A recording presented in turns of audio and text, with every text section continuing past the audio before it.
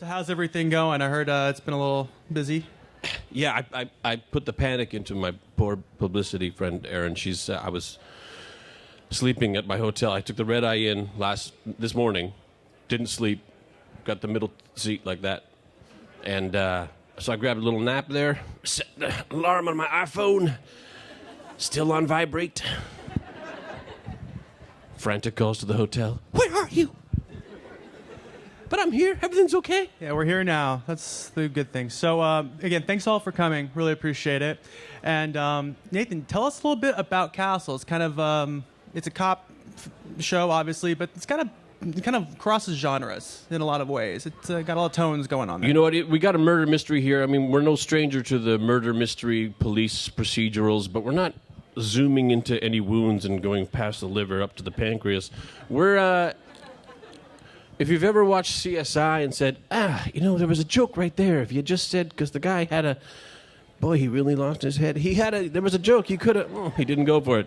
On Castle, we go for it. Castle's the kind of guy, he's really enjoying himself. He's a guy who's writing about murder all the time. He's writing about the mystery. But now he's living it. And every day is a field trip for Castle. He's So he really wears his joy on his sleeve, this guy. And he also kind of lacks a filter that says, maybe now's a good time to stop. No, he doesn't do that.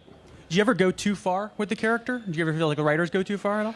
You know, I pitch jokes all the time. I'm going to say for every 20 to 50 jokes I pitch, one gets in the show. Got it. It's also there's a romantic angle, obviously, but it's never really consummated. It's never acted upon that much. Talk about that part of this show, too, and that element of it. I'd like to say that part's kind of very realistic. I mean, certainly love at first sight, I know that exists in the world. I think there are people who said, yeah, me and my wife, we met, 45 years ago, and first day we got married, and that was it in Vegas, and they're great and happy. I'm sure that happens, but for the rest of us, it's a dance. You get to know someone, you're forced into, but never the two shall. But then you kind of blow it a little bit, and you get set back, and then you got to start to kind of come back again. That's pretty much what we got on Castle going on right now. Last, season, they were kind of coming to a something, and Castle blew it. He really kind of betrayed Beckett's trust. Crossed the line. That filter. He said he figures he knows best. He says, there's two people. We can solve it. We can get some resolution here.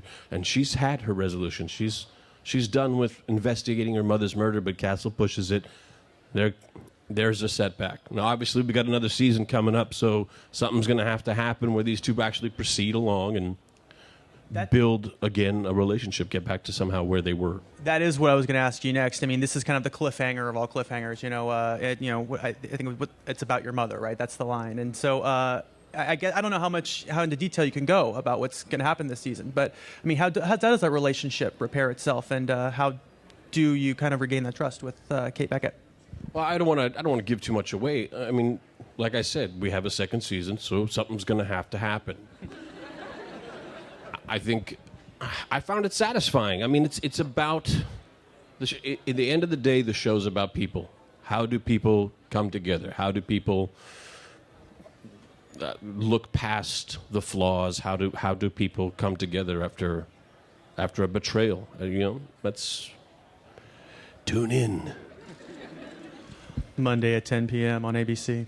I'm kind of interested in the mother issues in this show between Beckett's mother, obviously, and then you're a single father with a daughter who's kind of like a mom figure in a kind of a weird way. Then there's your actual mother in the show too. Can you, how did you approach that, and what do you think of that? What do you make of all that in the show? There too, I think our show is very, very realistic in that, the nuclear family that I grew up with, the mom and dad are still married, their kids, everybody's together and happy and moving forward. That's no longer the norm. That's now the minority. Now the nuclear family consists of, single-parent homes, divorced parents. These things happen. And here we have Castle, who is a man constantly surrounded by women, yet no authority figure. His mother is kind of a loose cannon herself, and his daughter more so a parent than anyone in the family. That stuff is going on. That stuff, she's got a rebellious dad who likes to drink and party and have a good time. She's kind of more straight and narrow. She rebels against what her father's like. I mean, that's very typical, and I think very realistic. And then you find Kate Beckett, and here's this female figure, yet she's got authority. He's going, he's loving it. He's having a great time, and she's gorgeous. What the hell? Right. Right. Were you a viewer of cop shows growing up, procedurals or any detective shows? I was a big Chips fan. I was a big John Chips or Ponch? fan. I was always John. My brother was Ponch when we were riding our bikes. But we had Robert Pine, the chief from Chips. We had Robert Pine as a guest this season. I was going crazy. I actually shot a pilot in Hollywood at one point in where my character rode a motorcycle. And when we were finished shooting this scene of my character jaunting up and down Hollywood Boulevard, it was fun. On a very trafficked Thursday night, one of the CHP that we had kind of as security, they said, Nathan, why don't you just drive the motorcycle back to base camp? And I said, great. And they said, we'll give you an escort. And it was this CHP fella. So here's me and the CHP riding tandem down Hollywood Boulevard. I just turned to him and I said, just so you know, this is a lifelong dream. I'm John. Were there any other inspirations specifically for this character that you drew from growing up? Well, I mean, that's an excellent Andrew Marlowe question, the creator of our show. I like going to work and getting away with stuff that I don't get away with in real life. And Castle's that guy. The fact that he just doesn't have the sense. I mean, he's very childlike. He's having such a great time. Like I said, he's on a field trip every day. He can't stop enjoying himself. I love his joy. I think he's fantastic in his joy. He's clearly faulted, but flawed. But I enjoy that part of him that just can't stop. Yeah. Also, he's a crime novelist, and he gets kind of blocked up for a while there. Are you a true crime reader or a crime reader at all? Are there any books or authors that inspired you in any way? Well, once I got the part, I certainly started diving in, and I've read a couple of Pattersons. Robert Parker right now is Robert Parker. Excuse me. The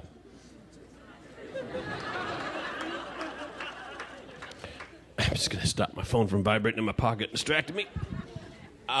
The Spencer novels. Does anybody read those? Right. There's a smart-ass detective. I like that guy. He's funny. He's kind of like Richard Castle if Richard Castle was really tough. By the way, you're a big guy. If there's a fight today, you're on my team. All right. And then there's a new Castle book that just came out. I know it was kind of in installations, I believe, on installments on ABC's website.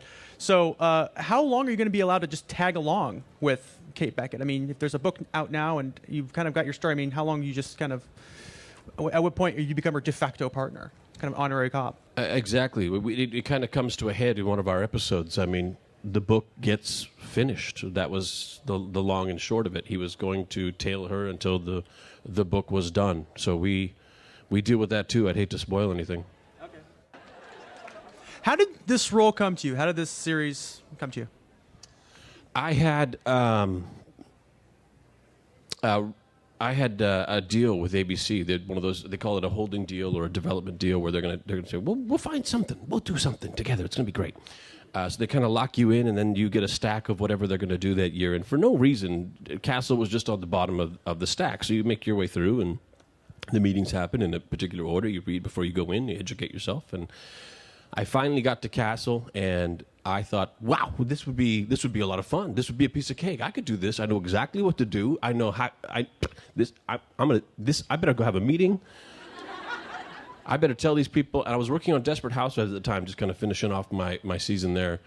And the producers and the creator, they were kind enough to come and visit me on the set, bring the meeting to me. So I sat him down on my trailer, and I said, listen, stop looking. I'm the guy. I know what to do. I know, in the hands of another man, this will go terribly wrong. You can count on me. Stop what you're doing. Here we go. I'd never really done that in a meeting before, apparently, but it went well. It worked. Yeah. And what about Stana and the chemistry there? I mean, obviously there's acting you got your co-stars, but then this show definitely has chemistry. I mean, you and she have a specific chemistry. So how did you kind of discover that and build on that and evolve that? This is something that you cannot recreate on any other show with any other actors anywhere, anytime. It's new, it's original, and unique to Castle. And if you want it, this is where you're going to have to find it. You can't bottle it. You can't recreate it. It's spontaneous. It's a little bit of magic with a pinch of wonderful.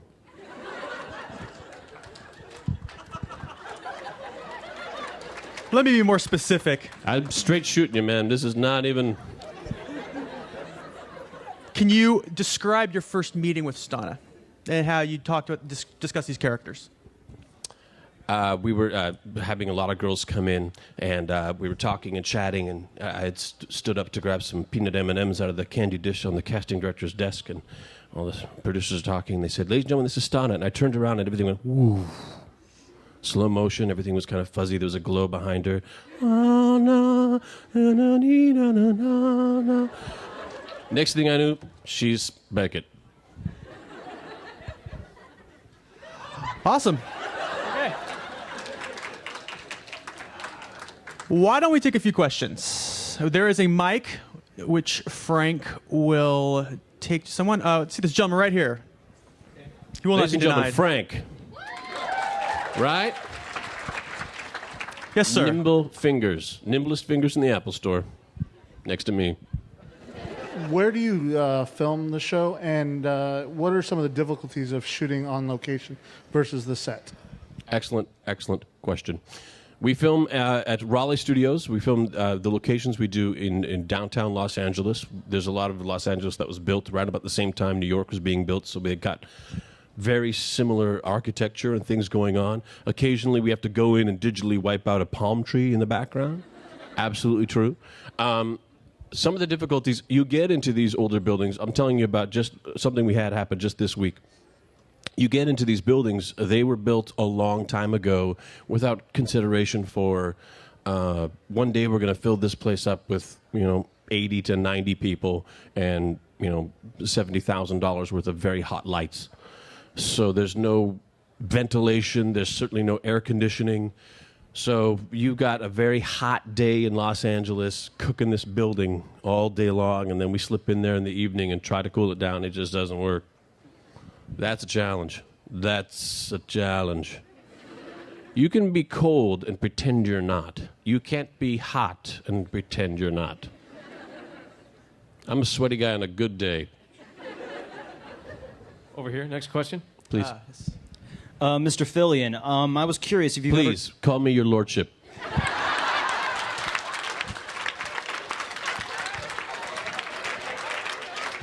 My liege. If That'll do.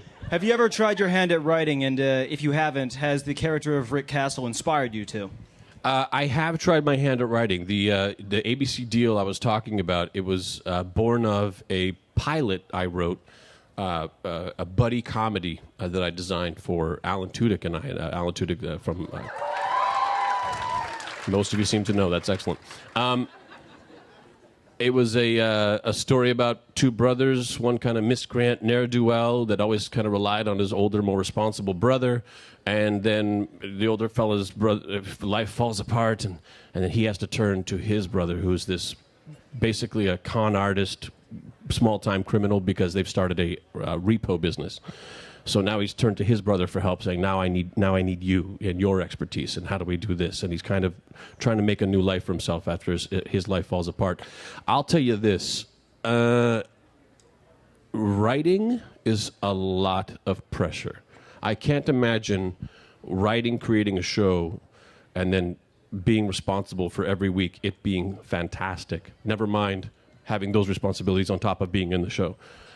That would have killed me. Just writing the pilot, just getting that thing done. Wow, what an experience. I am going to leave that to smarter men than I.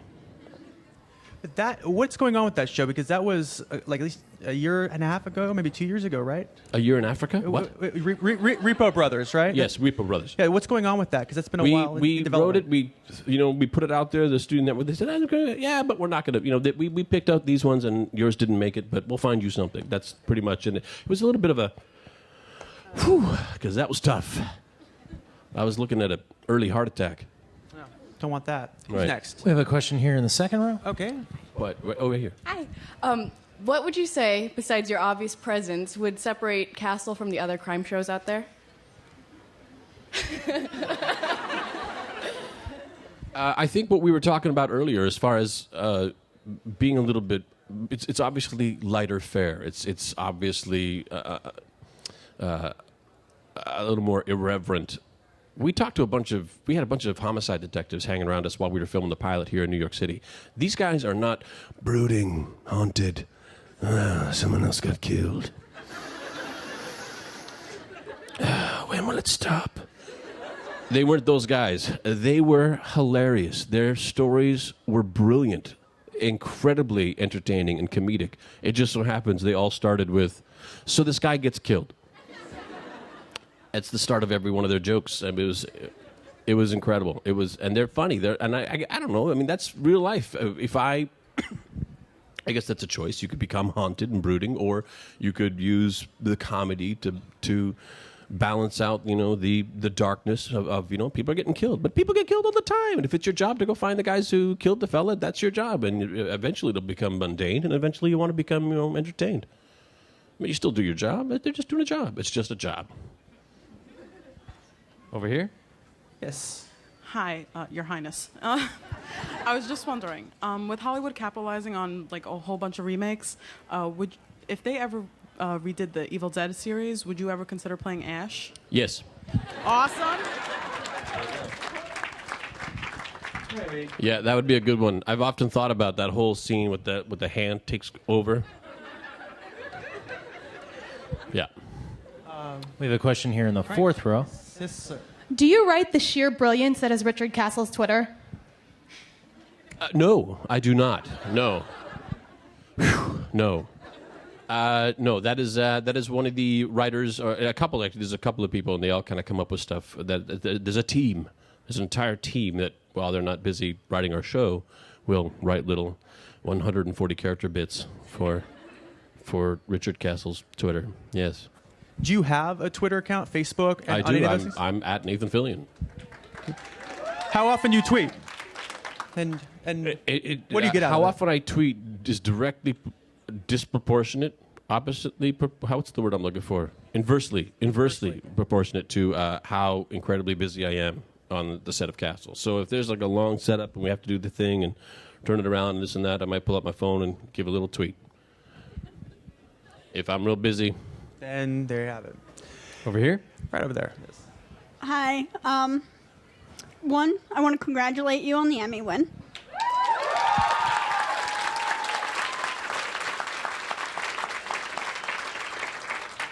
Two, my question is, I know you're very busy with Castle, and Castle is awesome, and I'm going to watch that, but do you have any plans to appear on Dollhouse?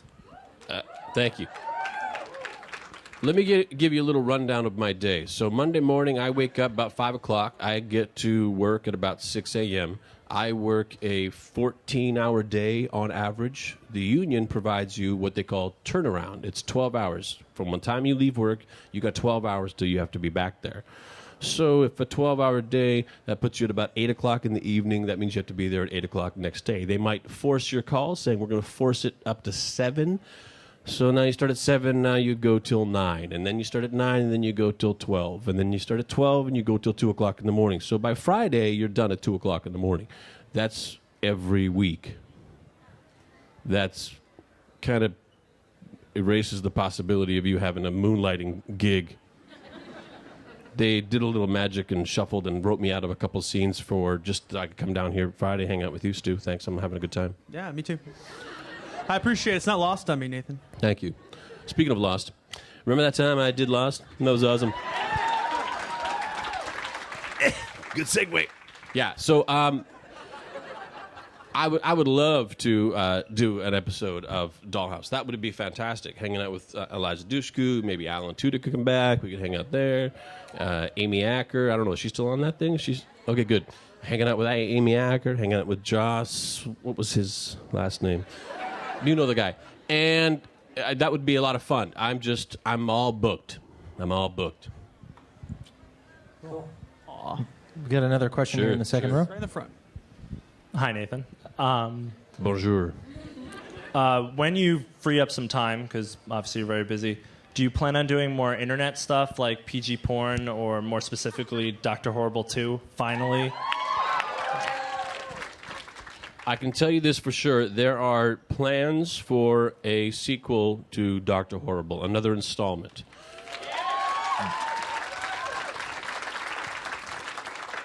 It's still in the early stages of development. So early, in fact, that the medium by which it will go out to the world has not yet been solidified. So will it be internet? I don't know. Will it be a radio show? I don't know. But it's gonna. There will be a sequel, and once everybody's got some time in their hands, I think we're gonna bang one out. It's gonna be fun. Down here in the second row. Right over here. Yes. Hi. I was just wondering if you had any advice for someone that's been doing background work on films and TV shows and been doing independent films and wanted to step up to the next level and get into some more like network TV, things like that. I would love to be able to tell you, here's what you got to do to be an actor. But the fact of the matter is, I mean, everybody's journey is going to be different. I think you're on the right track. I mean, you're obviously chasing it, and you're putting yourself in the right position. I can tell you what I did. I got involved. Local theater. I mean, that was my outlet, my one and only. When I had an opportunity to get involved with a project, I took that opportunity, especially if it scared me. If I thought, ooh, that might be, I don't know if I can, that might be a little, what if I started to doubt myself, I'd feel it, and I'd say, ooh, I can't let fear make this decision for me. So if it scared me, I'd do it on purpose. Except for anything having to do with sharks. Or bears. Or heights. There's kind of a diversity to your work, though. I mean, between theater and, I mean, obviously you started in soaps, you know, and then you did the, what's it called? Dynasty, right? Is that what it was? Yes, Yeah. yes. Back in my hometown, we did a live improvised comedy soap opera. Every year it was a serialized story. We'd pick a theme, small town Alberta, a cruise ship, a spaceship, Roman times, the 30s, a soap opera. Instead of Dynasty, we called it Die Nasty. And that was a lot of fun. That was a good time. And then from there, I went on to do a real live soap opera. Turns out, a lot more work. You're kidding. That's a lot of work. Yeah. But with that, and that was right down the street, ladies and gentlemen, Upper West Side. One life to live, best Joey ever. Great time. And then there's your voice work, too. Do you think voice work can work out well for actors who are trying to break into live action stuff, too? Or is there a crossover there? Is it just because... Well, I'm sure there's a crossover. My crossover was the other way around, Right. from the live action to the voiceover stuff. I remember wanting to do voiceover stuff, thinking that'd be a really easy job. That'd be a piece of kick back. Don't have to worry about your mug and just holler it out. But I couldn't get in. They was like, yeah, Nathan who? Right. So, but thank God. I mean, there's clever people in the world like these wonderful people at WB who took me in and let me become a member of the Justice League of America. Yeah. It's kind of kick-ass when you walk around and you say, I just know I know your voice. Yeah, I was the Green Lantern. Hey, vigilante! It's like a little club. I park next to Tim Daly at work at Raleigh Studios because he's doing private practice. It's like, hey, man.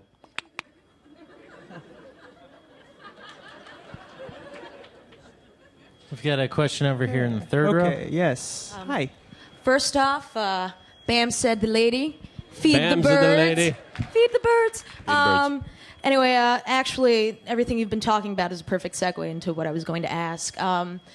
Given your background in theater when you first started off, and I mean, obviously, you've got wonderfully engaging and compelling stuff on your plate right now, but later on in your career, could you see yourself coming back to the stage? And if so, like, in what respect? Improv kind of stuff, or along the lines of Dynasty, or now that you've done Dr. Horrible, maybe something in the musical vein? I still go back to Edmonton during the Edmonton Fringe Festival, the theater festival we have, second largest in the world, second only to Edinburgh. We're very proud. Edmonton, an incredible festival city. Summertime, beautiful time to be there. And I go back to Die Nasty, and I perform in the soap opera to a crowd of upwards of 80 people. Last summer, I actually brought Alan Tudyk back. He came back and guested on our show. They have had Mike Myers, Joe Flaherty. They had big time actors come and do the show. It's a lot of fun. I love doing theater. I think it's its own animal, having a really wonderful time being up on stage where anything can happen, things can go wrong, and you've got to deal. It's no take two. There's no. It's a nice charge. If I were to jump out of a plane, too much adrenaline. Being up on stage, someone forgets their line, just enough adrenaline. I like that. Would I go back right now? Honestly, I'm having a good time entertaining people millions at a time. I'm having a good time. My ball is rolling. I see no reason to stop it just yet and say, what if I try this? I'm having a good time. I'm focused on some projects I want to do. Certainly if something came up and I said, I've got to do it, then I certainly would. Meantime, what was the rest of your question?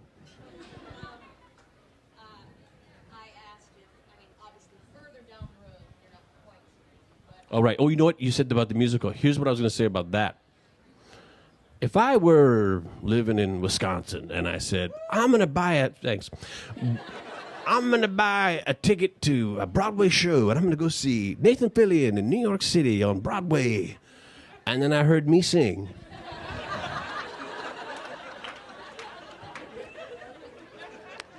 Maybe he's really tired. Maybe got a sore throat or something. Some kind of inner ear infection. I'd be a little disappointed. Neil Patrick Harris, trained singer, incredible. Felicia Day, you don't know from Dr. Horrible how well she can sing because they pulled her back. She's got a whole Whitney Houston thing going on. Go download on iTunes, Date My Avatar. Do you want to date my avatar? You'll get a little taste of what Felicia Day can really, really do. Little intimidating, singing, being recorded next to those two. Thus, that's how the song was born on the Dr. Horrible commentary, the musical commentary. I said, just to satisfy myself and keep myself straight, going to work, being intimidated by Neil Patrick Harris, I would simply count all the ways I was better than Neil. That'll do. That's all we need. This one right here in the second row. Okay, hi. Hi, my name is Michelle. I'm actually working with a couple of other dedicated followers of the show to try to put together a fan event for Castle, hopefully sometime next spring. We've actually been talking to the development director at Kids Need to Read, and they're very interested in working with us. So my question for you is, would you be interested in attending as a special guest? And if so, how should we go about contacting you on a business level to arrange it? Here again, we have a problem with my schedule. So if it's between 2 a.m. on a Friday morning, Saturday morning, I guess that would be, and 6 a.m. on a Monday, and I'm not sleeping, I'm in. As long as it's 6 blocks from my house. Piece of cake. Yeah, it becomes I become a slave to the schedule there. So, But if you're getting involved with Kids Need to Read, that's the connection right there, because Kids Need to Read is a direct line to PJ Harsma. PJ Harsma is a direct line to me. He's driving my truck right now. Yep. Talk a little bit about Kids Need to Read and just what's going on with that and what the growth is. It was a little something PJ said. I'm going to do something kind of promotional for this book I'm writing, and I've noticed that a lot of libraries on this book tour I'm doing all by myself because my publishers won't help me do it. He's a very proactive guy, very, very active, I'm going to make it happen. He doesn't kick back and wonder, why isn't it? He does, I'm going to do it. He's a really interesting, brilliant man. So he said, let's do this little thing. You're going to be the face that puts this, and we're going to make something happen, and we're going to get some books, and hopefully mine, into these libraries and everything. It grew and grew and grew. Thank you to the wonderful browncoats that made Kids Need to Read an official 401k charity. That thing is an insatiable monster now that we can't seem to stop. So I'm going to burn it down. collect the insurance money or something. Who else we got here? Yeah, we have a question here in the second row. Hi, Nathan, or should I say Captain Tight Pants? You can say that. Awesome, Captain Tight Pants. I answered in many names. Fantastic. My question for you is, how long do you guys have from when you guys receive a script until you start filming, and do you find memorization is difficult, or is it something that's easy for you? We have a few days. The script will arrive a number of days before we actually start filming it, so you can kind of... I scram through it in my spare time. I'll sit down whenever I get a chance to kind of finish it off, read it. I try to read it in one go. Keeps it all kind of straight in your head. As far as memorization, the script alters. You'll get revisions every day. They come in order. Today's yellow, today's pink, today's salmon, today's fuchsia, today's... I don't know the order. All I know is if you memorize them now, they're going to change by the time you get to the day when you have to film them. So I walk in... If I don't have a page-long monologue, I walk in on that day, I cut out you get these mini sides, and I cut them down to be even smaller so they fit in my pocket. And I drew little boxes around all my lines. I draw a nice little bright little orange box. The size of the shape of the box helps me remember what the line is. Does that sound weird? I remember visually. I remember just the flow of the scene, what has to happen, whose journey means what does this mean to so-and-so. These things help me remember the line. And then sometimes I'm just doing crazy make-em-ups. But yeah, that's the memorization. That's something that One Life to Live gifted me with, was squeezing that brain muscle and making it work hard. I can look at something, and off we go. How did I get this blue ink on my hand? I don't know that, but... I know this script like the back of my hand. What's that? Yeah, so... I'm a day of guy. The 5 minutes before the scene guy. Seems to work for me. Question over here. Hi, thank you for taking the red eye to get here for this event. Do you seem to have some trust in the writers, but do you seem to have enough confidence in yourself and knowing Castle only after a season and a half that you're sort of done with to influence or maybe say where you want Castle to go, or are you completely trusting in the writers right now? Excellent question. You know, I've never been on a show that's been this collaborative. When you're working a scene and you're finding real life, you say, I have a pitch. I'm going to pitch something. What about if this, we do this, and the writer for the episode is always right there, and they're very, very good about, okay, but if this happens, we have to make sure, because in another scene, we all kind of get together and start squeezing the brain and start squeezing the melon and start running it. I mean, you have a few minutes to rehearse the scene before you start filming it for about 2 hours. Sometimes it'll come in, just in the very last moment, we realize that this is the thing. If it's a tag on the end of a scene, the scene is done, the scene is finished, I wait long enough that they can go with a pair of scissors and cut the scene off, and then I'll throw something in on the end. That I don't pitch. That I just throw out there. As far as character arcs and character journeys, that's someone else's job. The television industry, the music industry, the film industry, very departmentalized. If you have a hair that's askew, the lady doing your makeup doesn't straighten it out. That's another lady's job. It's very departmentalized. If you are holding on to an item during a scene, that's props. If that item is sitting on the desk for the entire scene, that's set decoration. It's very departmentalized. Writers take care of the arc. I have suggestions, I have comments, I have questions, but I'm not in charge by any means. Yeah, no power. Just good looks. Do you want to direct at all? I know you said you're a little busy, but... Here's another it's an excellent question, Stu. Here's another thing I leave directing to far smarter men than me. That's a lot of... They start talking about right to left, left to right, make sure we have a shot for it because we got to complete, we owe on this side, we have to have... Bam, I'm done. Sounds good, guys. Just tell me where to stand. It's a lot of work, and some people are built for it. I am not that guy. I don't do math. I don't do directing. Writing's a lot of work and pressure. Got it. Fair enough. What else we got? We've got a question over here towards the rear. All right. That's what she said. Too soon? I was wondering, after doing TV and movies and theaters, what was it like to be involved in video games? Like coming home. You know what? It's still just acting. I mean, I don't do anything different. It's fun because when you're doing voiceover stuff like this, oftentimes you're not in the same room. I did the Wonder Woman DVD, worked with Kerry Russell again. Yeah, she was in New York, I was in L.A. And we didn't even do it at the same time. You're doing it by yourself, and you throw out 3 hits at the line, and then afterwards they can kind of say, well, if you use his read on this line and then her read on this line, it fits together really nice, and the scene takes a journey of it. It's kind of a different animal at that point. You're kind of fine-tuning a radio show after it's been done. So it's a lot of fun. It's kind of cool. It's a piece of cake, super duper easy, and a lot of fun. A lot of fun. Yeah, especially if it's Wonder Woman, because Steve Trevor got all the good lines. Another question over here on this side. Hi. Hi. Well, ODS drops. I like your shirt. Show everybody.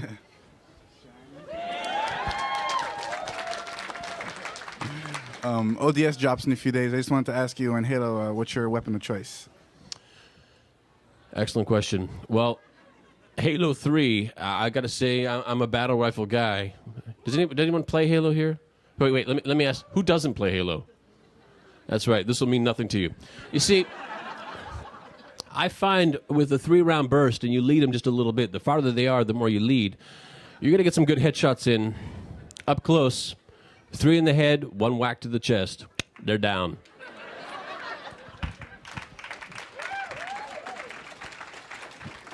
Also, what she said. Hi. Hello. Hi, Nathan. First of all, I love Castle. I'm looking forward to the next season. But since you are really busy and since we are talking about video games, I just want to make sure, are you leaving time for Ninja Ropes?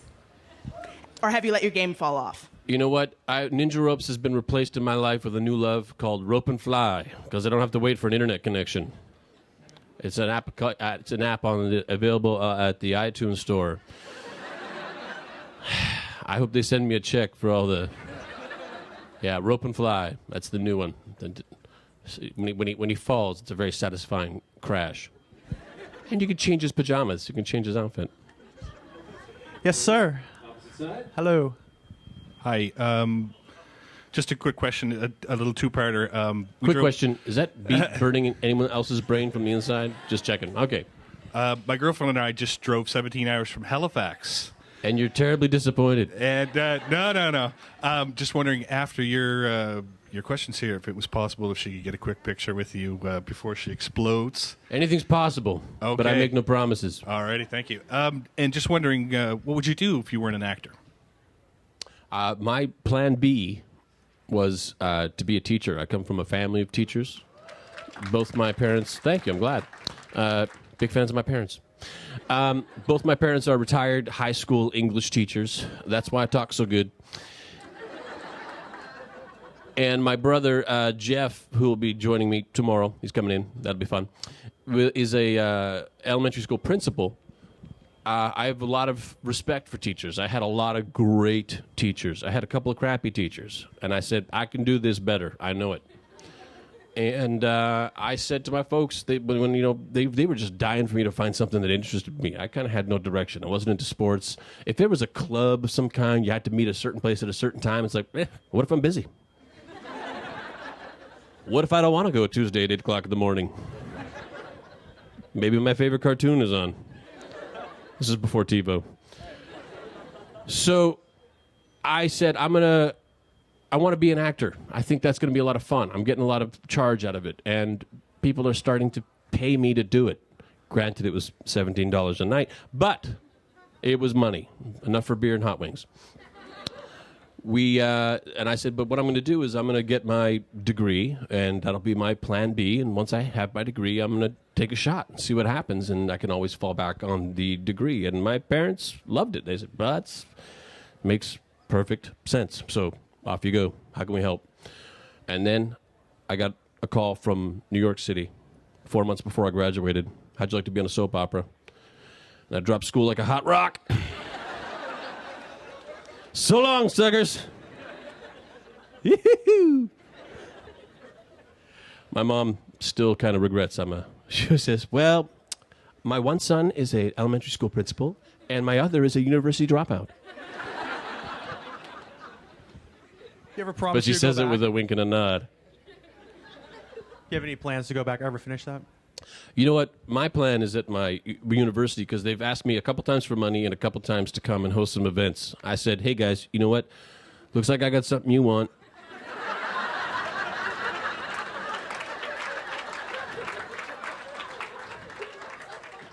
It's 4 months, 3 credits. It's my last round of student teaching. Come on, man. How about just put honorary in front of degree? Just give me something I can put on my wall. Took me 4 years to pay off that student loan, and I got nothing to show. Except this awesome career.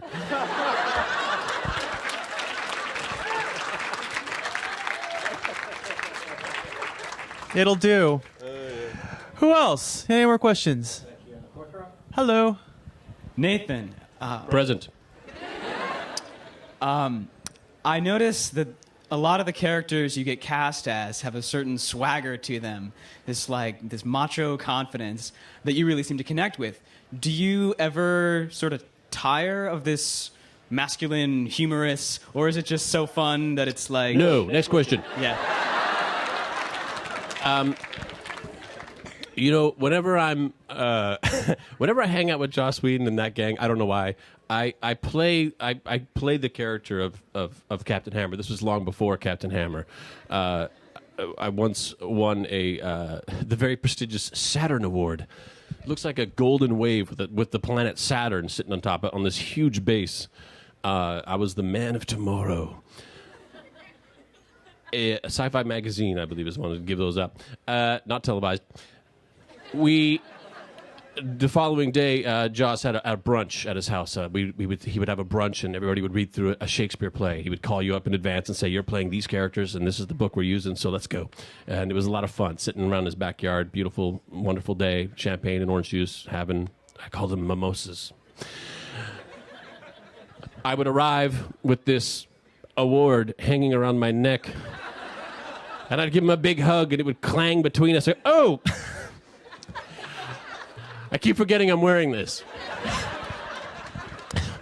While it's cutting into my neck. God, that thing was heavy. Yeah. Oh, you don't have one of these? Yeah, it's easy to get these. Yeah, I always play that kind of goofy, I'm really cocky, full of himself kind of character, and I think it's funny. Because, I don't know, I like kicking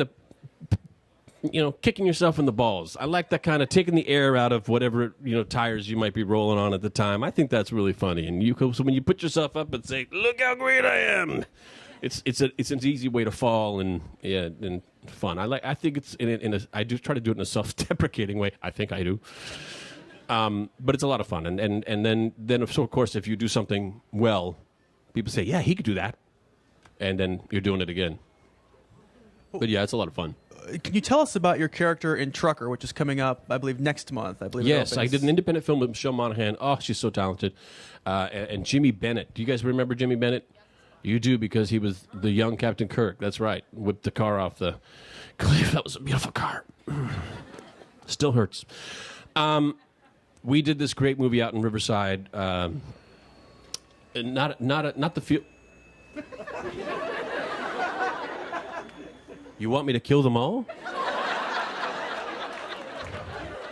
All right. I mean, I've got a 9 o'clock, but we are out in Riverside. We're doing this it's not the feel-good hit of the summer, but it was a lot of fun. My character is basically a guy who's just stopped trying. He's kind of kicking back, drinking. He's married, but doesn't work on his marriage. He's lazy. He doesn't work. He grabs a gardening job with a bunch of Mexicans every once in a while, and he's happy. He's got enough money to kind of get by, and he's just got no drive, but he's happy. There's people out there who are content, and that's him. That's this guy. I can't remember his name. It was so long ago, but he was awesome, and he's really good looking. Right? See, there we did it again with the thing. One over here, and I believe we have time for just 2 more questions. Very nice shirt. Thank you. It just came today, actually. Show everybody your shirt. I'm asking this only partly seriously, but for all the women out here, are you single? I am unmarried, if that's what you're asking. If we were to make out, there would be someone pretty upset, yes.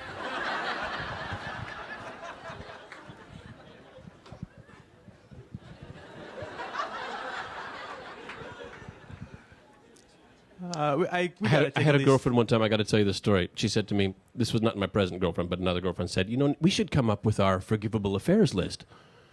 And I said, oh, yeah, okay, let's kick that up. If you're on my Twitter, you already know this joke. She said, okay, mine are Viggo Mortensen and Jude Law. And I said, okay, mine are your best friend Elaine and your sister Margaret. It did not fly. I thought that was pretty good. She, not so much. Great. And here's our final question for the night. This better be good. Yeah, no pressure. Right. I find it weird that neither the words Firefly or Serenity have been mentioned yet in a whole hour. And I know you're very busy and all, as you've made very clear. But is there anything very, very far along the line that you can say? Uh-oh.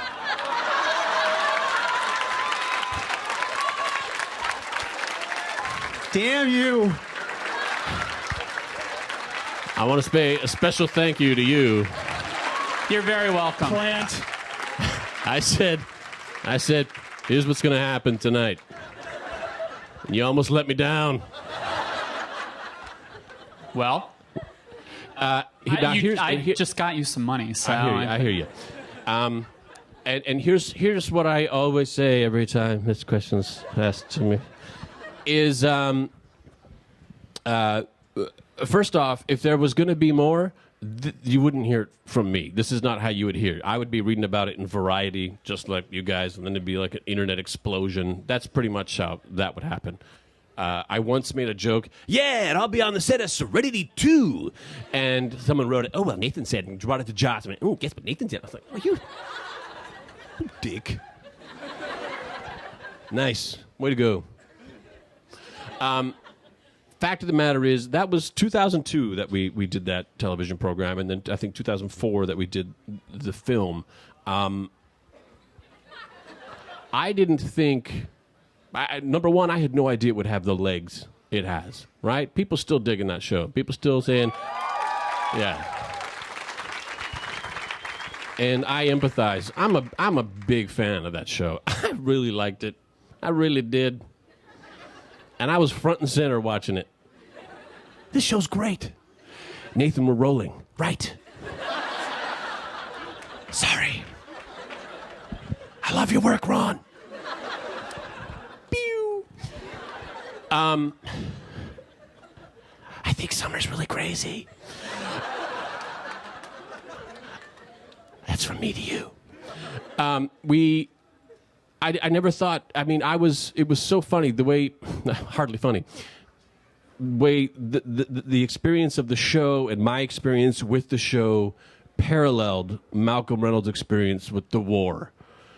I said, don't worry, guys. I know all this shifty crap is happening with the arranging of the ep and airing the pilot last and never always preempting us and never people think we're canceled. Friday night, 8 o'clock, death time slot. I know.